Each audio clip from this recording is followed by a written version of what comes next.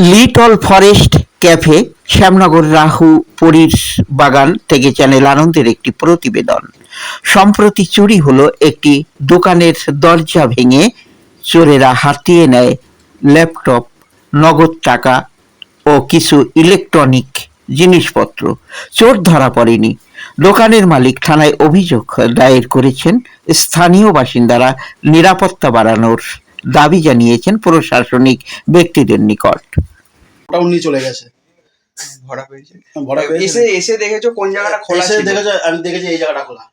এই জায়গাটা খোলা, তাই তো? হ্যাঁ, এই জায়গাটা খোলা ছিল। বাইরে দুটো ছুরিও পড়া ছিল। বাইরের ছুরিগুলো কোথায়? বাইরের ছুরিগুলো এই যে এখানে। ও আচ্ছা, এই দাদু ছুরিগুলো- দেখেছে। এই ছুরিগুলো হ্যাঁ, বাইরে এই ছিল, তাই তো? ছুরিগুলো বাইরে ছিল। ঠিক আছে। তুমি এসে কি দেখেছো? আমাকে রনি ফোন করলো, রনি ফোন করে যেটা জানালো, induction oven and toaster, gas cylinder, ছোট গ্যাস সিলিন্ডারটা 2 কেজি, সেগুলো মিসিং আছে। এসে দেখলাম সিগারেট অ্যান্ড খুচরো টাকা পয়সা 250 টাকা মতন ছিল, সেগুলো মিসিং আছে।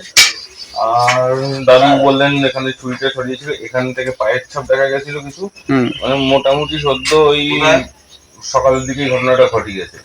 আর একটা ওই ড্রাম ছিল মালপত্র রাখা, সেই ড্রামটার মধ্যে সমস্ত জিনিসপত্র অর্গানাইজ করে সেটা নিয়ে গেছে। তো এতটুকুই বুঝতে পারছি, আর কিছু বুঝতে পারছি না।